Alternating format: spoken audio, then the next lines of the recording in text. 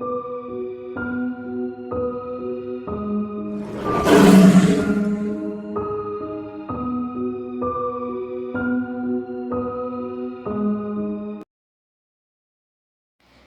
you know what Adventure Time is?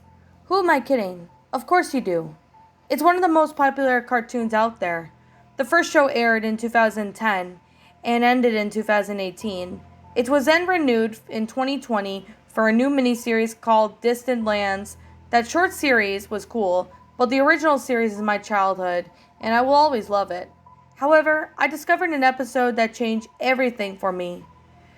One day at school, when I was in 6th grade 2 years ago, hanging out with my friend, we sat down at the table and my friend said to me, "You love Adventure Time, right, Brian?" I replied yes. "When I am sure you will love this it's never before seen episode." I thought I never missed an episode, so I was confused.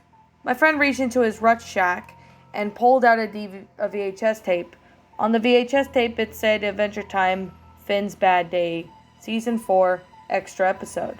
My friend gave me the tape and said, "This must have been released on VHS tape for some reason."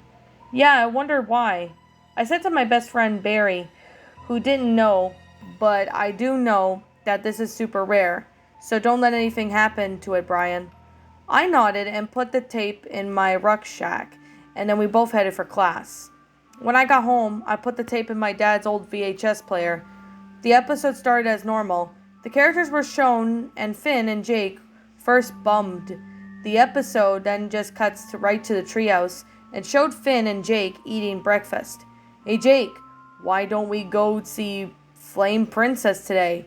Finn said, "Finn, you really need to be over this breakup with her. As she said, it's these things that happen. I'm afraid Phoebe does not want you to see you right now. It's your decision, Jake." Finn screamed, "Whoa, whoa, whoa, Finn, calm down," Jake replied in a freaked out manner. "No, I will not calm down," Finn screamed. "What is going on?" a little girl said as she walked in. "And nothing in true worry, and don't worry about me. Your Uncle Jake and I are just having a little chat about your mother, okay?" "Okay, Dad," said the little girl, as she walked back to her room with her cat Bartleby. I knew that little girl was from another popular TV series called True and the Rainbow Kingdom. I also quite liked that show as well. I was confused as to a different TV show, right? I suppose it's kind of cool they were in the same universe. True being Finn's daughter is actually a pretty cool concept. It's just when I noticed that the episode was in CGI, rather than how it usually hand-drawn. "Hey, like that's an idea. Why don't we just visit the Rainbow Kingdom or something?" Jake said. "Rainbow King would be happy to see us." "And no, I don't want to visit the Fire your Kingdom," Fred screamed back at Jake. "Finn, just wait." "No, listen, please," Jake screamed as Finn jumped onto him and began punching Jake in the face. After Jake was too weak to move, Finn picked him up and threw him out of the window. The episode ended with a close-up of Jake's bruised and battered face. The episode then cut back as Finn's demonic voice said, "I will get the lost episode." And then it just cuts back to static, and there was no end credits. I ejected the tape player and threw it out my window, just like Finn did to Jake. The episode and my friend had tricked me into watching it. I called him up and screamed at him, "Why did you give me this monstrosity of a lost episode?" I asked. "What do you mean?" My friend replied. "I haven't even watched it." "Stop lying, you fool," I replied. "I'm not lying. I really haven't watched it." "You haven't?" I asked. "No," my friend said. "What was that episode like?" my friend asked. I explained to him. I asked my friend where he got the tape from, and he replied that he got it from a shady man at the bus stop and said to take good care of it and it's rare. "That's I know," my friend Barry said. "Okay, thanks," I replied as I hung up. But I decided to call up Cartoon Network, and they told me that the episode was official, but it was deemed too violent to be aired, and it was only a limited amount of DVDs to be sold ever in the episode that had a few shady people imported onto VHS tapes. I wasn't scared by the episode, but it was quite disturbing. The next day, when I was about to leave the house for my last day of school before the summer vacation, I noticed a DVD. I opened up the blank case and the disc said, Adventure Time, Finn's Bad Day. Well, this was certainly something. And that, my, little pretties, was a Finn's Bad Day, and Adventure Time, Lost Episode Creepypasta, written by Epic Jaguar 97. My final thoughts on this story. Well, this was in the comments section of one of my vids, so yeah, it was on Tigger's ice cream funny pasta, so I decided to review this today because, well, why not? So, let's get on with this story. There are a lot of issues with this story, and I'm going to be brutally honest. The author also told me to review it on my channel, and I'm going to be 100% honest when I say this. This story was not good. And while I can say there are a lot of issues with this story, like, for one, it is cliched. Like, with the VHS tape and that, the protagonist's friend had that VHS tape, said he got it from a shady person at the bus stop. I mean, I could see it somewhat believable in a sense, but the VHS tape is still a cliche, and this is probably one of the reasons why creepypasta, lost episodes are really hard to make nowadays, because it seems to me that nobody is willing to put any effort into the stories. I mean, there are some people that manage to make something good, but in this case, though, I mean, I could definitely say if this is the person's first story, Epic Jaguar story, I'm going to say, maybe just to give him some tips on what he can do to improve. For another thing, too, is that if you're going to add a cliche, you need to make it sounding like it's completely original. I know that making a Lost episode's not that easy to make, so I'm willing to say I understand Lost episode pastas are not that easy to make nowadays.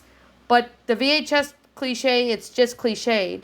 And the fact that it seemed like an okay concept at the beginning of it, but when it got to the episode, where Finn got mad because he was going over a breakup and Jake's trying, what happened in the breakup, and, Jake is trying to calm him down, but then he gets beaten up for no reason by Finn.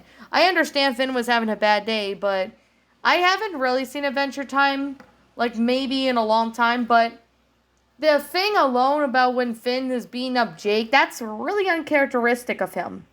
I can't really see Jake doing that, Finn doing that to Jake, and even it's his best friend, so I can't really see him do that.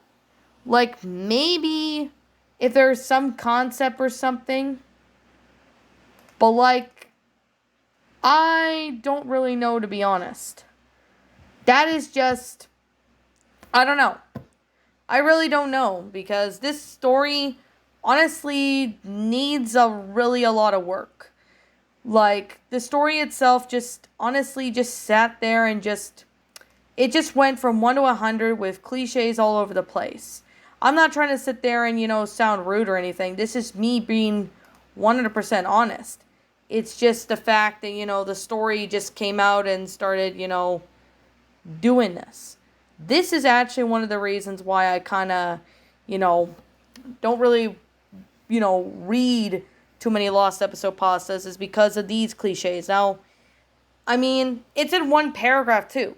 That's the really big issue, is that it's in one paragraph, which while I was reading, I kind of, stuttered at times and probably missed a few, sentences or something. I could be wrong. But if you're going to have a story in one big paragraph like that, that makes it very confusing to read. And that honestly made it, for me, hard to read. So that's actually one of the other reasons why I did not like this story. The grammar, I mean, it's non-existent. I'm sorry, but it's just non-existent. There are places that should have had periods. There's places that should have had commas. Or, they were just all over the place. So that made the story really incredibly hard to read. And this story, honestly, was just really confusing. And I mean, another thing, too, is the ending wasn't really that satisfying, with, throwing the VHS tape out the window and someone getting mad and that. I mean, there's no proper explanation to how the episode was made or something. And how was it on a VHS tape? Like, maybe someone pre-recorded from their TV. That could be somewhat believable. But if it's just, it's 2010 and VHS tapes stopped being made, I believe, in 2005 or 2006. DVDs are now more of a thing. VHS tapes, they don't make them anymore. So, I mean, I'm not trying to be hard on this person. I'm just going through the issues of what this story could use improvement. I mean, the concept seemed alright. But, the grammar does need to be fixed up. If you're don't put, a whole story in one paragraph. You can have at least a sentence or two in a paragraph and then just space the paragraph, at least 2 space bars, and then start another paragraph. That's what I do normally. I can put like maybe 2 to 3 sentences in a paragraph, then go to a next one, instead of having it just in one big paragraph. You see what I mean? I mean, that just honestly, it just doesn't really make any sense. If you're going to put it in one paragraph, it's really confusing for other people to read, which is why I'm exactly putting it at that there. So Epic Jaguar, I mean, it was a good attempt. I mean, it's not a great story, but you tried. So I'm willing to give that benefit of the doubt, but I want you to take all what I'm saying of what was wrong with the story and to consideration into improving. I would recommend use Google Docs. And, because Google Docs can fix out the issues, like grammatical errors. There was grammatical errors and punctuation errors. And, I mean, grammar's non-existent. So I would recommend putting this through Google Docs. And you can even, look into it. Try practicing writing a little more, because then you'll get better at improving your writing skills. I mean, I've been writing since 2012. My stories were cringe as shit. Way back then, but in 2017, my worst creepypasta I've wrote was The Wizard of Oz 1936. Oh god, that one was so cringy.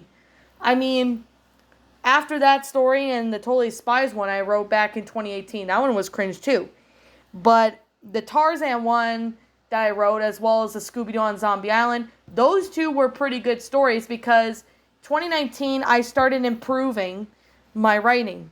And my writing has gone better over the last couple years. I mean, I'm not perfect either, but, we all do learn from our mistakes when it comes to pasta writing.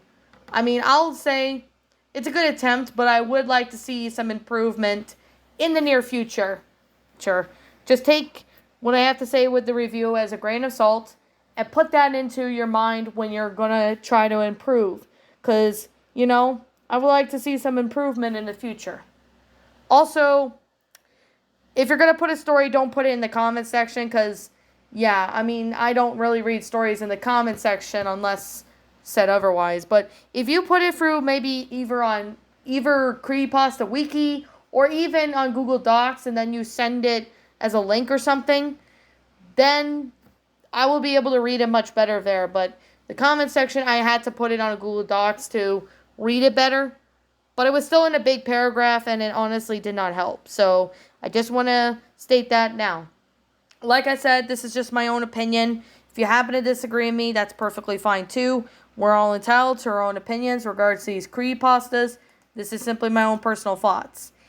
I'm sorry to say this, but this story gets at least, I was going to give it a 0 out of 10, but since you did try to make somewhat of an interesting story, I'll just give this one maybe a 1 out of 10. I'm only giving it a 1 because there is a lot of issues with this story. It does need improvement, does need to be fixed up. I mean, it was a good attempt to try and, come up with some decent plot line. Like, especially at the beginning. But it's cliched, the grammar's non-existent, punctuation errors that were all over the place, as well as grammatical errors. And I even did some suggestion of what you can do to improve. take what I have to say with a grain of salt and put that towards improving your writing.